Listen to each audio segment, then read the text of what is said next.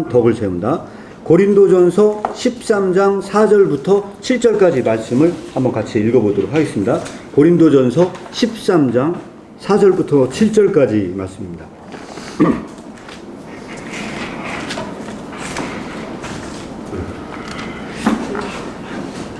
자, 고린도전서 13장 4절에서 7절까지 다 같이 합독해서 읽도록 하겠습니다. 고린도전서 13장 4절에서 7절입니다.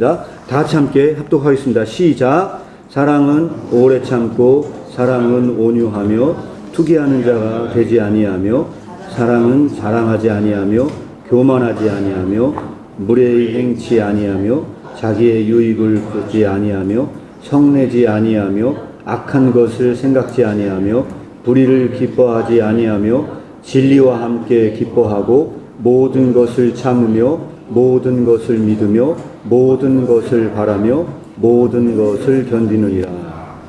예, 오늘 이 말씀을 가지고 사랑만 덕을 세운다는 내용으로 말씀을 나누도록 하겠습니다. 제가 잠깐 기도하겠습니다. 주님, 오늘 이렇게 사랑만 덕을 세운다는 내용을 가지고 오늘 사람을 세운다는 것이 무엇인지, 우리가 이 사람을 세워가면서 말씀 안에서 살아가는 삶이 무엇인지 명확하게 배우고자 합니다. 함께하여 주시어서 모든 성도님들이 예수 그리스도의 제자된 삶을 살아가고 또 그런 사람들을 세우는 이 사역 가운데 충만한 은혜를 베풀어 주시옵소서. 예수님의 이름으로 기도합니다. 아멘. 자, 참고로 말씀드리면 오늘 내용이 좀 많습니다. 내용이 많아서 조금 길어질 수도 있고요. 자, 나리나라 한결이는요 굉장히 어려운 내용이에요. 어려운 내용인데 잘 들어주면 대신에 어려운 대신에 만약에 조용하게 잘 들어준다 그러면 상품이 있어요. 오늘 상품은 어떤 금전적인 상품이나 그런 게 아니에요. 다이소 가서 물건을 고를 수 있는 기회를 주도록 하겠습니다. 대신에 잘 들어줘야 돼요. 조금이라도 흐트러트림 없이 잘 들어요. 너무 긴 시간이 될 수도 있고 하기 때문에 미리 이야기를 하는 겁니다. 자, 여기까지 이야기를 하도록 하겠고요. 말씀을 진행하기 전에 지난주 한번 복습을 하도록 하겠습니다. 자, 사랑만 덕을 세운다고 생각할 때 잘 들어요. 나리나라 한결이 지난 시간에 안 들어서 잘 모를 것 같아요. 그래서 이거를 얘기를 하는 거예요. 뭘 얘기를 하는 거냐? 고린도전 8장 1절에 보면 지식은 사람을 교만하게 하지만 사랑이 덕을 세운다고 했어요. 그때 무슨 얘기를 했느냐? 이 덕을 세운다는 말은 더 명확하게 얘기하면 사람을 세우는 일이라고 했어요. 그래서 지난주 뭐라고 얘기했냐면 사람을 세우는 사람이 돼야 된다고 얘기를 했어요. 그렇다면 이때 사람을 세우는 것은 무엇일까요? 말하십니다. 예? 사랑. 뭐가 세워요? 사랑. 박수! 박수 부탁드리겠습니다.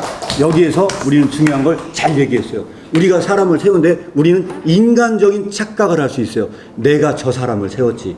저 사람은 내 제자야 라고 하는 착각은 기독교적으로 어울리지 않습니다. 이때 우리는 중요한 게 하나 있다 해서 복습해요. 요까지만 복습하고 넘어가도록 하겠어요. 어떤 복습이냐? 교사는 배우는 자를 뭐라고 전제한다고 얘기했어요? 교사는 배우는 자를 뭐로 전제해요? 무지를 전제한다. 예? 무지를 전제한다. 예. 교사는요, 배우는 자가 아무것도 모른다고 전제해요. 교도관은 죄수들을 뭐라고 전제할까요? 아니에요. 그땐 좀 달라요. 교도관은요, 죄수들이요? 잘 못한다고. 죄수들이요? 타락했다고 전제해요. 그래서 그들을 교도해요. 그럼 그 사람 속에는 뭐가 들어있어요? 없어요? 없어요. 그런데 사랑이 사람을 세울 때는요, 가장 큰 전제가 하나 있다고 했어요. 그것은 뭐냐면 내가 세우는 사람 속에 이미 그 사랑이 존재한다고 전제해요. 그래서 나는 고수고 저 사람은 하수야 라고 말하지 않아요. 왜? 사랑을 세우는 사람, 그 사람 속에 세우는 사람은요, 다른 걸 세우는 게 아니고 그 사람 속에 존재하는 사랑을 세우기 때문에, 자, 오늘 말씀을 이해하는데 굉장히 중요한 거, 어려운 거라 했어요. 오늘 이렇게 한다고 했을 때 여기서 가장 중요한 게 하나 있어요.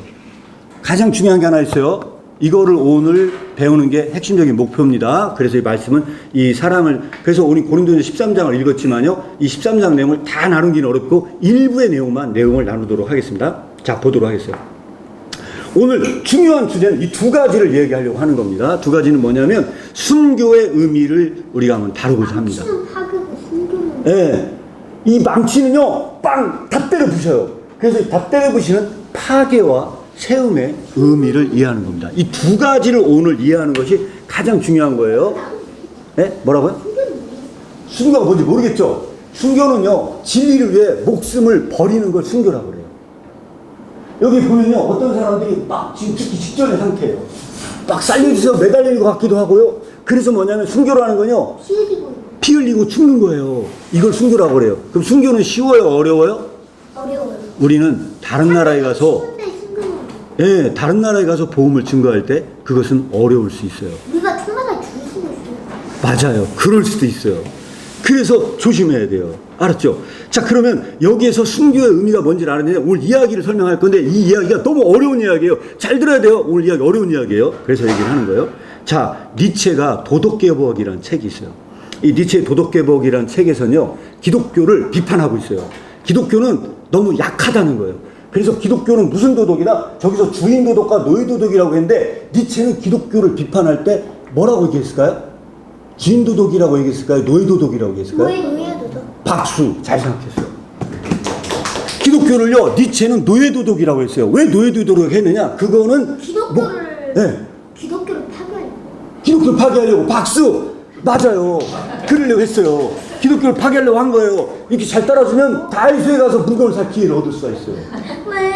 네, 그러니까 우리가 잘 들어야 돼요. 자, 그래서 여기서 중요한 건 뭐냐면, 그래서 뭐라고 했냐? 전쟁이 나요. 잘 들어요. 전쟁이 나요. 전쟁이 나는데 어떤 사람이 전쟁이 나는데 약한 사람들은 어떻게 될까요? 약한 사람들은 죽어요, 안 죽어요? 죽어요. 죽죠. 죽은 사람, 약한 사람이 죽기 직전에 마지막 살 수 있는 희망은 뭘까요? 살려달라고. 살려달라 애원하는 거잖아요. 네. 살려달라 애원하는 거예요. 그럼 뭐라고 했냐? 그러면서 그때 이렇게 얘기를 하는데, 약자는요, 강자한테, 강자가 약한 사람들을 사랑해야지, 이렇게 죽이면 돼, 안 돼? 안 되잖아. 그래서 기독교는요, 사랑을 강조했다는 거예요. 그래서 기독교의 도덕은요, 약자의 논리라는 거예요. 강자의 도덕이 아니라는 거예요. 기독교의 도덕은 그런 약한 도덕을 말하려고 하다 보니까 사랑을 강조했어요. 그러니까 이 도덕은 노예 도덕이에요. 맞아요? 틀려요? 맞는 것 같죠? 그래서 여러분들이 정신 차리고 들어야 돼서 얘기하는 거예요. 맞는 것 같잖아요. 그래서 기독교는 죽어야 된다. 그러면서 뭐라고 얘기했냐? 주인 도덕을 얘기했어요. 강자가 돼야 된다. 강자만이 살아가는 사람이 돼야 된다. 그래서 이 오늘 가져온 책이 있어요. 목사님이 가져온 책이 뭐냐? 니체가 말년에 쓴 책이 하나 있는데 유고집으로 나온 책에 본인이 다 내지도 못하고 이거 책을 내지도 못하고 죽었어요. 그 책의 이름이 뭐냐? 권력의 의지예요. 힘 있는 사람만 살아남는 세상을 만들어야 된다. 이 사람이 이 사람이에요. 그래서 이 사람이 이 사람인데 이 말년에 뭐냐면 권력의 의지, 힘 있는 자만 살아남는 세상을 만들어야겠다. 이렇게 했어요. 그래서 어떤 사람들이 이렇게 얘기를 해요. 독일의 니체의 사상을 실천에 옮긴 사람이 누구냐? 히틀러다. 히틀러가 사람들 몇만 명을 죽이지 아는 사람 있어요? 몇 명을 죽였을까요? 100만 명? 예? 100만 명? 100만 명이요? 그렇게 많은 사람들 죽였을까요? 히틀러가? 네. 가스 의대인. 지금 여기 세종시에 사는 사람이 100만 명이 안 살아요. 여기 사람 다 죽으면 히틀러가 그렇게 많은 사람을 죽였을까요? 히틀러가? 네. 맞아요? 그런데 끔찍하게도 우리 한결이가 얘기한 것보다 더 많은 사람을 죽였어요. 히틀러가 죽인 유대인만요 600만 명을 죽였어요. 그 얘기 무슨 얘기냐? 대전시, 세종시, 여기 청주시 모든 사람을 다 죽어도 더 많은 사람을 죽였어요. 그럼 몇 명을 죽였을까요? 그러면 여기 지구에 있는 사람 전부 다 죽은 거. 자, 여기서 중요한 게 하나 있어요. 그렇게 많은 사람을 죽이는데 얼마냐? 역사가들에 의하면요, 대략적으로 히틀러에 의해서 2차 세계대전 동안에 죽은 사람들의 숫자가 약 5천만 명, 4천만 명, 5천만 명 되는 사람들의 숫자가 죽었다고 이야기를 합니다.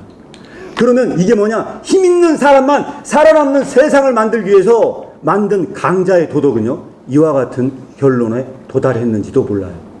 여러분들은 그런 세상이 오기를 바라요? 좀 이상하죠?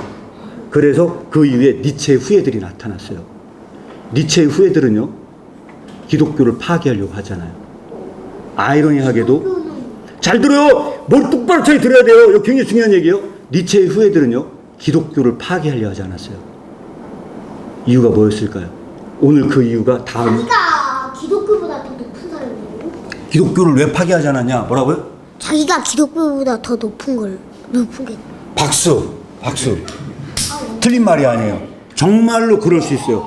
자기가 기독교보다 더 우월한 위치에 두려고 그럴 수 있어요. 굉장히 중요한 해석이에요. 진짜 그러한지 안 그러한지 우리 다음 소설을 보도록 하겠습니다. 김은국이라는 사람이 있대요. 아시는지 모르겠는데 1964년작 순교자라는 소설을 발표했는데 이 책이 난리가 났었어요. 노벨상을 받을 만큼 대단했고 미국에서 활동했던 사람인데 엄청나게 똑똑한 석학 중에 하나였어요. 근데 이 사람이요, 이 책을 알베르트 까메에게 바친다고 했어요. 그럼 알베르트 까메에게 바친다고 했던 사람은 무신론적 실존주의자였어요. 저 사람은요, 신을 부정했던 사람이었어요. 그런데 평양은 북한 아니에요? 맞아요, 북한이에요. 근데 이 사람이 뭐냐면요, 소설을 쓴 내용의 일부를 이야기한 거예요. 평양의 목사 14명이 체포됐고 공산군이 북으로 퇴각하는 중에 14명 중 12명이 처형을 당하고 2명만 살아남았다는 소설이에요. 아, 이건 소설가고요. 그 소설가가 저런 소설을 썼다는 이야기예요. 알았어요? 자, 저런 소설을 썼는데 여기서 중요한 건 뭐냐? 자, 목사님도 저 소설을 읽진 않았어요. 단지 여기에 레오 스트라우스라는 책이 있어요. 이 레오 스트라우스라는 책이 굉장히 무지막지하게 재밌는 책으로 읽었었는데 이 책 내용을 잠깐 말씀을 드리면 미국의 정치 철학자들이 대부분 다 니체의 영향을 받았다는 거예요. 그런데 그 사람들이 중요한 건 뭐냐면 기독교를 세우는 자로 나타나요. 기독교가 다시 부흥을 해야 된다. 기독교가 다시 교회에 선포돼야 되고 학교에 선포돼야 되고 지금 기독교가 망가졌기 때문에 세상이 엉망이 됐다. 그래서 기독교를 다시 세워야 된다고 얘기하는데 정말로 그들은 예수를 믿는 사람일까? 아니라는 거예요. 그래서 오늘 굉장히 어렵다고 얘기한 이유가 그런데 그들은 왜 그렇게 얘기했을까? 이 소설을 통해서 우린 이야기를 나누고자 해요. 자, 퀴즈, 중요한 퀴즈예요. 지금부터 이제 이 소설 얘기를 잠깐 할게요. 12명의 목사가 체포되는데 12명이 처형을 당했대요. 그런데 이 소설은 이렇게 돼요. 이 중에서 북한의 한 장교가 내려왔어요. 귀순을 한 거예요. 그래가지고서 근데 사람들이요 다 뭐라고 하겠냐? 12명 중에 2명이 살아남았잖아요. 2명 살아남은 사람들을 배교자라고 얘기했어요. 12명 목사들은 야, 순교를 당했는데 니들 둘은 도대체 어떻게 길에 살아났냐? 야, 니들은 배교했기 때문에 살아났잖아. 이 사람은 말을 하지 않는 거예요. 한 사람은 미쳤어요. 정신이 나갔어요. 꼴까닥 했어요. 한 사람은 정신이 온전한 상태에서 살아남았어요. 두 사람이 살아남았는데 2명의 목사는 순교를 당했는데 2명은 살아왔잖아요. 수많은 사람들의 지탄의 대상이 됐어요. 2명의 목사들은 배교자다 뭐하다 막 이 소설은 이렇게 돼요.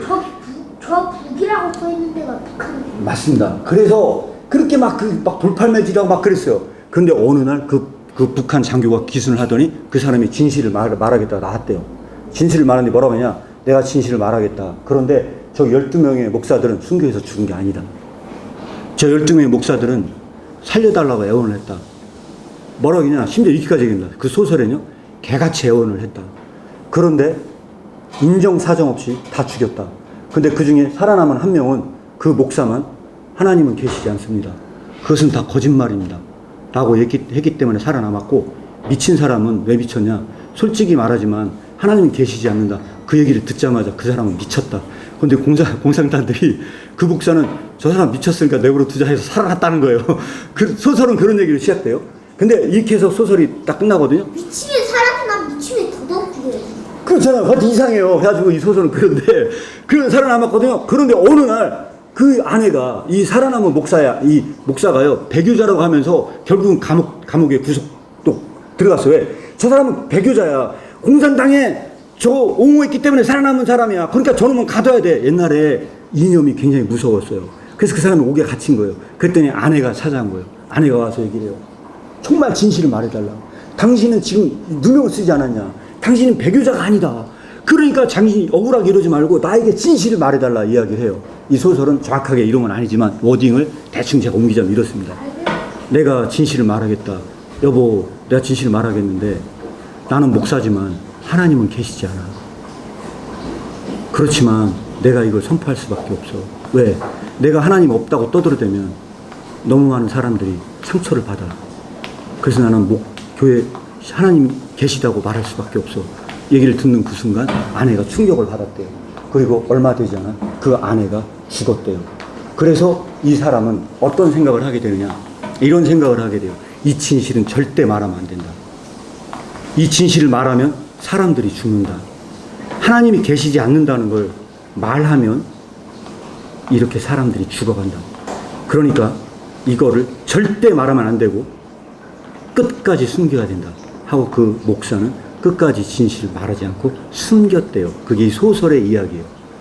이 소설의 이야기인데 이 소설은 더 충격적인 장면이 나옵니다. 어떤 충격적인 장면이 나오냐? 목사님들은 그렇게 해서 진리를 쏘았다고 했는데 그렇게 죽음이 무서워서 벌벌 떨며 죽어갔으나 이 무신론자 목사님은요. 이 목사님 이름도 되게 일부러 쓴 것 같아요. 목사님 이름이 신목사예요. 신목사. 신목사. 스스로 신이 된 이 신목사는요. 휴머니스트였어요. 그래서 실제로 북한 공산군이 다시 쳐들어 내려와요. 내려오는데 모든 사람이 너무 벌벌 떨다면 다 도망을 가요. 이 신목사만 남아서 그 사람들을 구해야 된다고 남아서 목숨을 버리면서까지 휴머니스트입니다. 신을 지킨 게 아니고 사람들을 살리기 위해서 거기에 헌신했다는 이야기예요. 이 소설을 이 미국 사회에 던졌을 때 난리가 난 거예요. 미국에서. 대단한 작품이다 하고 난리가 났는데 이 작품이 기독교 사회에 던진 영향은 상당히 컸습니다. 자, 지금부터 퀴즈! 중요한 퀴즈입니다. 이 퀴즈를 이제 알아맞혀야 되는 겁니다. 자, 중요한 퀴즈 넘어갑니다. 누가 순교자인가? 자, 그럼 여러분들에게 진짜 질문을 던지도록 하겠습니다. 여러분들은 여기에서 12명의 목사들, 제발 살려달라고 애원하면서 진짜 비참하게 죽어간 12명의 목사가 진짜 순교자냐? 아니면은 그 사람이 신은 없다고 부정을 했어. 신 목사는 하나님이 안 계셔. 그런데 그것을 말하면 사람들이 죽어. 그래서 내가 모든 지탄을 다 받을 거야. 나는 모든 핍박을 다 받을 거야. 내가 그렇게 핍박을 다 받고, 그러나 나는 사람들의 목숨을 살리기 위해서 나의 목숨을 걸 거야 하는 사람이 진짜 순교자일 거야. 자, 이것이 바로 오늘의 질문입니다. 여러분은 누가 순교자라고 생각하세요? 나는 살려달라고 애원한 사람 순교자 같아요? 자, 누가 순교자일까요? 자, 우리 한번 이야기를 해보도록 하겠습니다. 누가 순교자일 것 같습니까? 네. 네. 이따가 말해. 자, 이따가 말래요. 너무 어려워요. 그래서 어렵다고 그랬어요. 이건 정말 어려운 내용이에요. 자, 그래서 여러분들에게 어렵죠? 어떻게 답을 해요? 아니요. 답을 하지 마요. 개처럼 죽어간 12명의 목사가 순교자냐? 이 신목사가 순교자냐? 자, 우리는 답을 내려야 됩니다. 네? 개처럼 죽어갔는데 그러면 순교 안 한 거 아니야? 좀 이상하잖아요. 근데 여기 신목사는 진짜 목숨 걸고 싸우거든요. 신이 없다고 싸우는 사람이거든요. 그래서 왜 이거를 근데 이 소설을 왜 알베르트 까미한테 바친다고 얘기했는지 알아요? 알베르트 까미가 그런 반항적인 거를 갖췄고, 인간의 모든 삶은요, 허무와 싸워야 하는 삶이다라고 얘기했어요. 이게 바로 무신론적 실존주의자들이 주로 하는 내용을 소설에 담은 겁니다. 그래서 이렇게 얘기를 했는데요. 자, 답 얘기할까요? 아니요. 정답은 아니지만 목사님 생각이 있어요. 그래서 얘기를 하려고 하는 거예요. 말하지 마요. 말하지 마요? 자, 어떻게 할까요? 자, 얼른 결론 내려야 돼요. 시간이 너무 오래 가면 안 돼요, 시간이. 나 개처럼 죽어간 목사도 아니고 뭐야 대체. 자, 이건 너무 어려운 질문이기 때문에 대충 하고 넘어가도록 하겠어요. 자, 예, 잘 들어줘서 고마워요. 일단 넘어갈게요, 일단. 이렇게 생각합니다. 목사님은 어떻게 생각하냐? 자, 중요한 거예요. 여기 중요한 건 신목사가 순교자다. 자, 이런 결론을 내고 돌아갑니다. 어떤 거냐? 진실을 말하면서 사랑하는 사람을 죽일 수 없어요. 자, 여기서 중요한 거냐면, 자, 이거 중요한 힌트예요. 지금부터가 더 중요한 거예요. 이 신목사는 가장 중요한 거냐? 진짜 진리를 말할 수 없어. 이 신목사는 뭐가 진리냐? 하나님이 계시지 않는 게 진리라고 그 사람 믿는 사람이에요. 근데 그걸 사랑하는 사람에게는 말할 수 없어. 왜? 사랑하는 사람에게 말하면 죽어요, 안 죽어요? 사랑하는 사람이 죽어요. 그러니까 이걸 말할 수 없다는 거예요. 자, 이게 왜 문제인지 말할 수 있는 사람이 더 중요한 거예요. 이게 왜 문제일까? 말할 수 있는 사람. 이렇게 죽어가는 것이 왜 문제일까? 예? 세상을 풀기 위해. 세상을 풀기 위해서요? 좀 뭔가 대답 이상한 것 같아요. 이게 왜 문제일까요? 네. 모르겠어요. 이게 문제일까요? 이게 왜 문제인지 말할 수 있는 건 굉장히 중요한 거예요. 이게 왜 문제일까요? 자, 이게 왜 문제냐면, 잘 들어요. 이거 굉장히 어려운 문제예요. 다이소 하기가 싫은가 봐요? 자, 다이소가 지금 여러분들 올가매고 있어요. 자, 올가매고 있어요. 이게 왜 문제냐? 자, 목사님 생각할 때 이게 문제인 이유가 있어요. 왜 문제냐면요. 이거는 거짓말이에요. 이거는 만약에 하나님이 계시지 않은 게 진리라 할지라도 그는 사랑하는 사람을 속인 거예요. 한마디로 얘기하면 그는 저걸로 순결한다 하더라도 그는 거짓에 순결한 거예요. 저는 요 신목사의 가장 큰 문제점은 이거라고 생각을 합니다. 그렇다면 우리는 무엇을 생각할 수 있느냐? 누구나 순교자가 될 수가 있다. 이거는 키르케고르가 한 말입니다. 누구나 순교자가 될 수가 있다. 악마의 순교자가 되든가 사랑의 순교자가 되든가. 순교의 길은 열려 있습니다. 여러분들은 어떻게 생각하시는지요? 사랑의 순교자가 될 것이냐? 아니면 악마의 순교자, 우리에게 열려있는 거짓의 순교자가 될 것인지. 그래서 대단한 사람이 하나 있대요. 공산당 지도자 중에요. 호치민이라는 사람이 있대요. 전 호치민 평전을 읽어봤어요. 책에서요? 네. 대단해요. 책에서 읽어봤대요. 저 호치민 어떤 사람일까요? 우리 한번 여기 들고 책 읽으면 뭐라고 나와요? 까먹었어요. 까먹었어요? 뭐라고 나와요? 호치민이 네. 무슨 기억 안 나요. 기억 안 나요. 이 책을 읽었는데 까먹었대요. 호치민이 왜 대단한 사람이냐? 오늘날 대한민국 사회에 호치민 같은 지도자가 없답니다. 그 사람은 공산당을 위해서 온몸을 바치고 남긴 것은 고무신과 지팡이밖에 없었대요. 그런 지도자가 대한민국 사회에 없어요. 그가 왜 대단한 영웅이 되었느냐? 그는 그의 삶을 그런 방식으로 내던졌다는 거예요. 우리는 그런 예를요 무수히 살펴볼 수 있어요. 그런데 그의 순교가, 그의 그런 헌신이 진리에 헌신했느냐 라고 하는 것은 물음표일 수 있어요. 그래서 우리는 이 구문을요 잘 생각해 볼 필요가 있다고 생각을 합니다. 여기서 더 중요한 것은 어떤 것이 중요하냐? 이것이 더 중요합니다. 그래서 키르케고르는 일기에다가 이렇게 써놓은 내용이 있어요. 폭군이 죽으면 그의 통치는 끝나고, 그거 아빠가 유튜브. 통치는 끝나고 순교자가 죽으면 그의 통치는 시작된다. 그렇게 이야기를 해놨어요. 이 세상에서 여러분들 제일 중요한 게 있습니다. 이 세상에서 가장 불쌍한 리더가 하나 있대요. 이 세상에서 가장 불쌍한 리더, 이 세상에 가장 불쌍한 리더는 어떤 리더일까요? 아는 사람? 이 세상에 가장 불쌍한 리더. 이름을 말하는 거예요? 아니면 네. 존재 무슨 리더 이렇게 말하는? 아무나 얘기해도 상관없어요. 네. 예수님을 못 믿는. 예수님을 못 믿는 리더. 자, 누가 가장 불쌍한 리더일까요? 네. 사람들을 위해 가지고 네. 잘 안 도와주는 사람? 저요. 네. 사랑을 모르는 리더. 박수! 사랑을 모르는 리더가 가장 불쌍한 리더래요? 굉장히 중요한 얘기를 했어요. 왜 그 얘기를 했느냐? 여기서 중요한 뭐냐면요. 이거 비슷한 얘기예요. 이 세상에서 가장 불쌍한 리더는요. 스티븐 코비에서 성공하는 상황 육구의 습관 쓰신 분의 리더십 책이 있다 제가 본 것 같아요. 기억으로는. 그분 이런 얘기를 해놨어요. 이 세상에서 가장 불쌍한 리더는 누구냐? 포지션 리더래요. 직장에 들어가면 어떤 사람은 과장이다, 대리다, 부장이다 이런 포지션이 주어져요. 직책이 주어져요. 그런데 그 직책이 사라짐과 함께 리더십도 사라져요. 폭군이 죽으면 그의 통치가 끝나요. 그의 리더십은 언제 끝나느냐? 그의 자리가 상실되는 것과 함께 그 리더십은 상실돼요. 그리고 그와 함께 했던 파트너들은요 다 좋아해요. 왜 좋아하느냐? 저 사람 나갔대. 너무 좋아. 다 좋아해요. 그 폭군이요 리더십이 딱 끝나는 그 순간은요 다 좋아해요. 그래서 이 리더는요 가장 불쌍한 리더래요. 그런데 여기서 진정한 리더는 어떤 사람이냐? 그래서 코비는 그런 얘기를 했어요. 무슨 얘기를 했냐?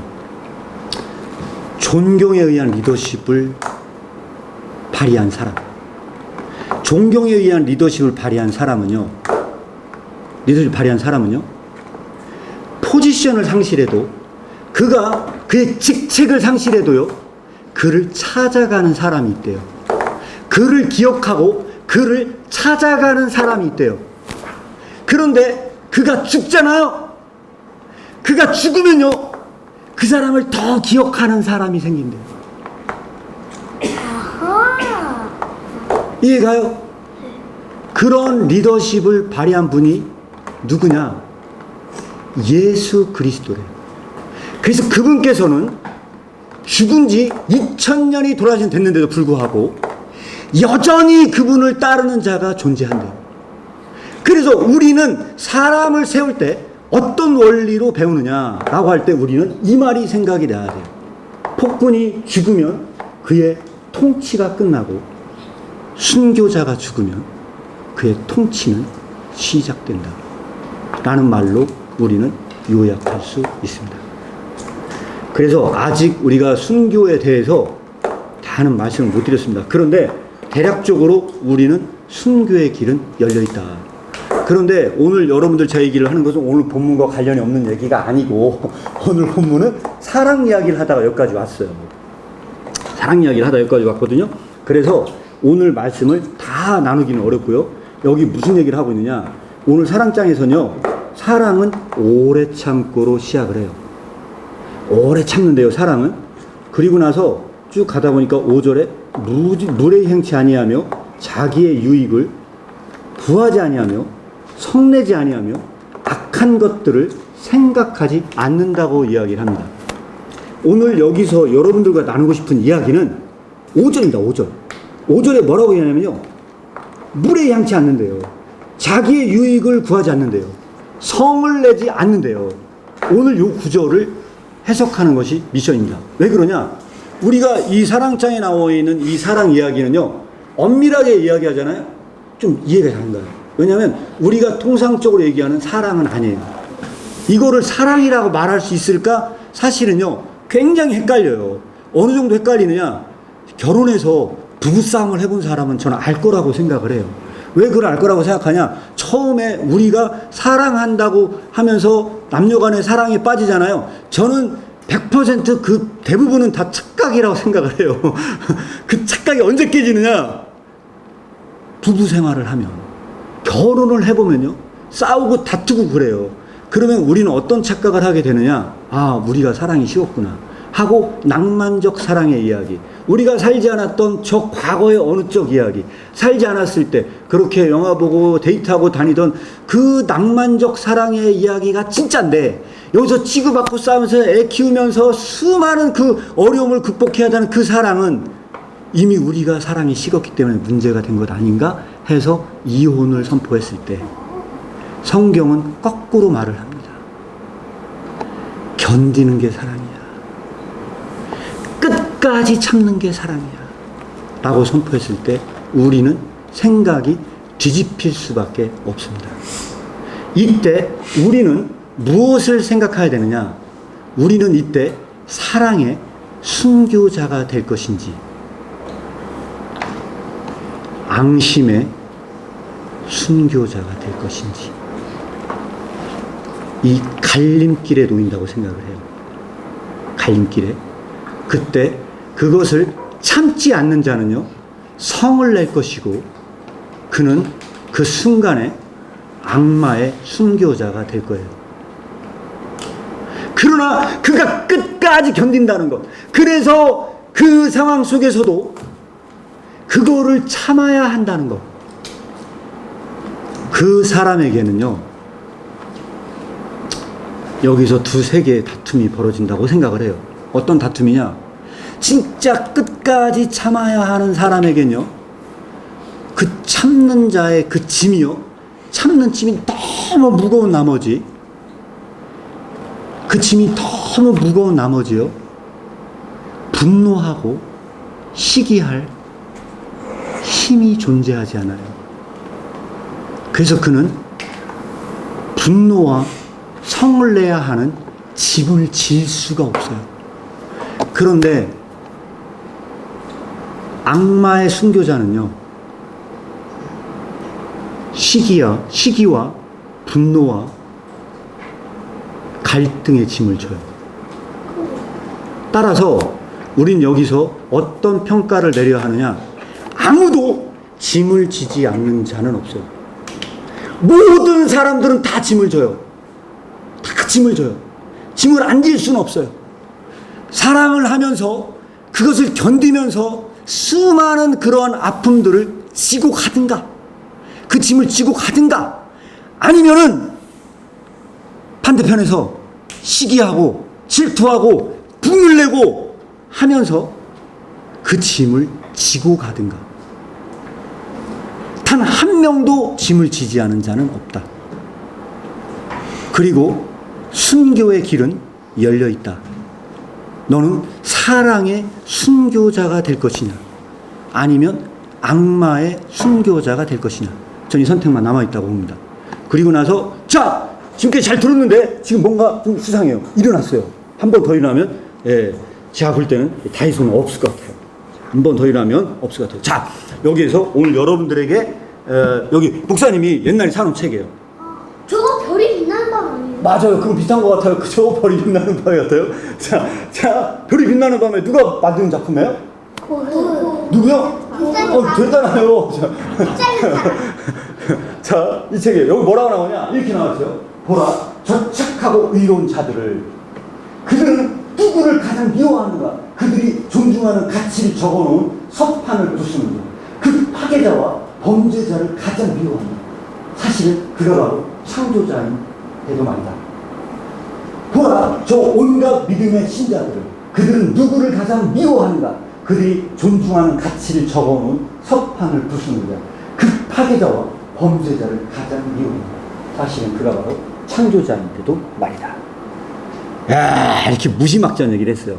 퀴즈. 자, 퀴즈입니다. 여기서 니체가 말한 서판은 무엇일까요? 니체가 말한 서판은 무엇일까요? 성경. 쉽게. 뭐라고? 성경. 박수. 맞췄어요. 우리 꼬마도 맞췄어요. 니체가 말하는 서판은 여기서 성경입니다. 저 성경을 때려부시는 자, 그 파괴자, 그 범죄자야말로 창조자인데도 기독교는 그 사람을 범죄자 취급한다는 거예요. 이렇게 얘기를 합니다. 그러면서 니체가 말하는 가장 중요한 게, 오늘 가장 결정적인 질문이에요. 오늘 이야기의 가장 결정적인, 사랑이 덕을 세울 때와 니체가 말하는 창조자가 가장 큰 차이점은 무엇일까요?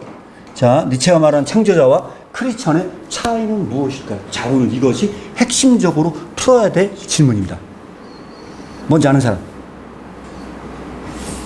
뭔지 아는 사람? 다음에 정답이 있어요. 자, 이거 대답할 수 있는 사람. 창조자는 저요. 네. 창조자는 네. 창조자는 네. 크리스천보다 높고 크리스천은 창조자보다 낮아요. 좀 답 이상한 것 같아요. 네. 네. 창조자는 네.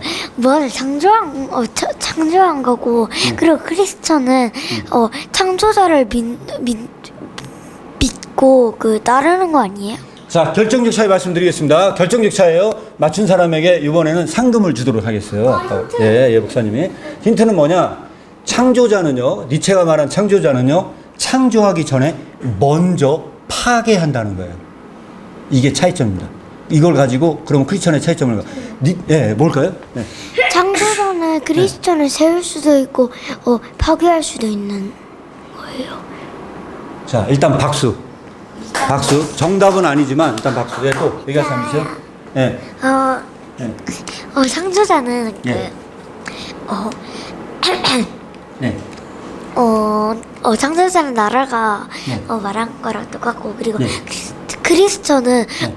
창조자를 따라할 수밖에 없는 그런 거 아니에요? 창조자는 크리스천을 따라할 수 아. 없다. 정확한 차이는 아닌 것 같아요. 한결이 마지막이에요. 네, 잘 생각나면 얘기해 주세요. 네. 자, 그러면 여기까지 얘기를 했는데요. 자, 어떤 근본적인 차이가 있느냐?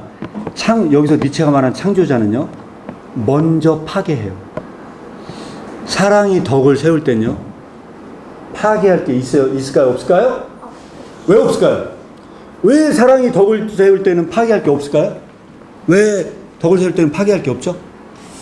사랑은 네. 하나님과. 아닙니다. 그래서 중요한 게 있어요. 기독교는요, 뭐라고 생각을 해서 파괴할 게 없느냐? 이미 그 사람 속에 기초가 존재한다고 생각해요. 그 사람 속에 사랑이 존재해요.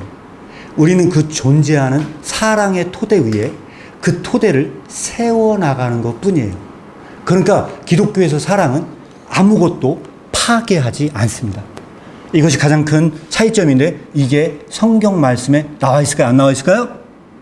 나와 있어요. 나와 있어요. 자, 이게 굉장히 중요한 성경 구절의 해석이 나와 있는데 여기를 한번 볼까요? 자, 우리가 성경 말씀을 제가 넘어갔는데 왜 안 넘어가나? 아, 예, 나왔네요. 자, 성경 말씀 읽어보도록 하겠습니다. 고린도서 후서 10장 8절입니다. 주께서 주신 권세는 너희를 파하려고 너희들을 파괴하려고 하신 것이 아니오 세우려고 하신 것이니 내가 이에 대하여 지나치게 자랑하여도 부끄럽지 아니하리라. 자, 여기서 이 구절 잘 한번 해석해 볼게요. 우리 지난 시간에 강조했던 거 하나 있었어요. 뭐라고 얘기하냐? 영어로 한번 봐볼게요. 내가 자랑한대요. 어서로티를 자랑한대요. 우리의 어서로티. 자, 우리의 권위가 어디서 왔을까요? 아시는 분? 우리의 권위가 어디서 왔을까요? 예수님? 우리 권위가 어디서 왔죠? 예수님한테. 예수님에서. 박수! 맞아요. 예수님에서 왔어요. 그 예수님에서 왔던 권위가 지난 시간에 나왔던 말씀에 뭐가 있어요? 어디 나왔죠? 이 권위가? 아는 사람? 없어요? 우리가 지난주에 말씀 암송했던 게 있어요. 우리 이 권위가 어디서 왔어요? 근데 한길이가 잘 얘기했어요. 예수님한테 이 권위가 왔어요. 이 예수님께서 권위를 위임했던 명령에서 왔어요. 그 위임했던 명령이 뭐죠? 너희는 가서 모든 족속으로 제자를 삼으라. 나오죠? 내가 모든 권세를 너에게 주노니 내가 가진 모든 권위를 이 권세를 내가 모든 어서로티를 너에게 다 준다. 내가 이 권세를 다 주니까 너는 가서 제자를 삼으라고 하는데 여기서 중요한 건 뭐냐? 우리는 그 사람 속에 파괴할 게 있다 없다? 우리는 존재하지 않아요. 파괴할 게 존재하지 않아요. 그래서 중요한 건 어서로티를 주는데 그것은 뭐냐? 주님께서 우리에게 에디피케이션을 위해서 줬어요. 자, 여기서 에디피케이션이 바로 헬라 원어로 바로 오이코도메오입니다. 이 오두코이모 뭡니까? 우리 집을 짓다라고 그랬죠. 이 세우다 짓다. 우리가 사람들을 세우게 하기 위해서 이거를 파괴하려고 하는 게 준 게 아니고 우리가 그 사람들을 세우게 하려고 그래서 그 권위를 줬다는 이야기예요.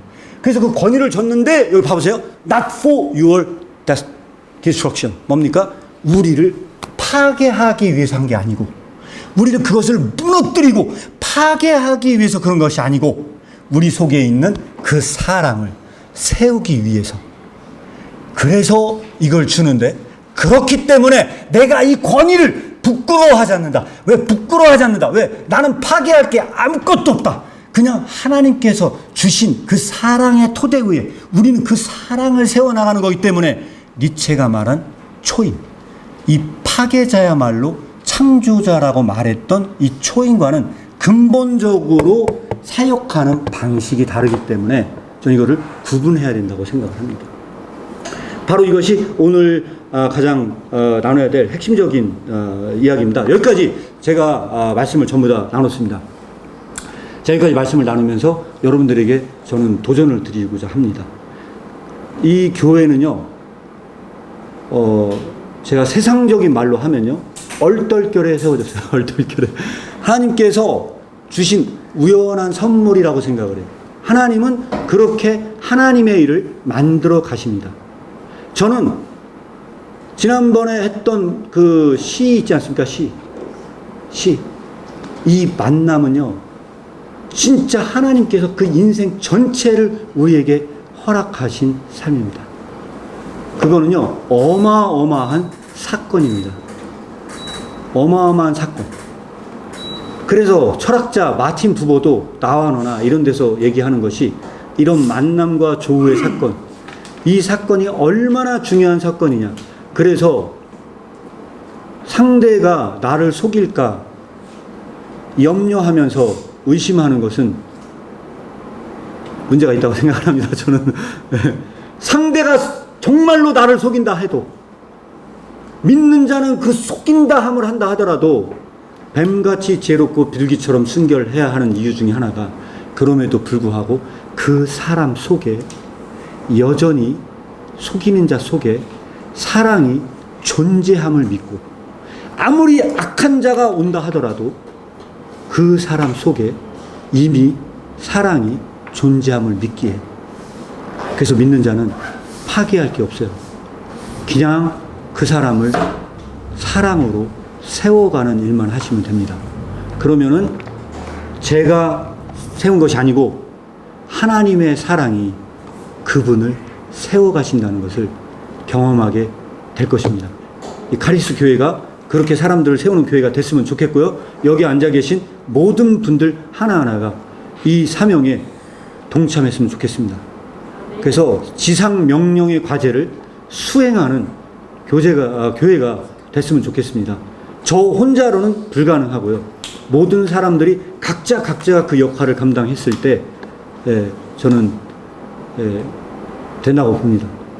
여기 앉아있는 이 어린이들부터 또 세워야 되고요. 그런 사명이 있습니다. 그런 교회가 될 수 있으면 좋겠고요. 앞으로 또 그런 교회가 되기를 모든 사람들이 기도하면서 만들었으면 좋겠습니다. 여기까지 오늘 말씀을 마무리하도록 하겠고요.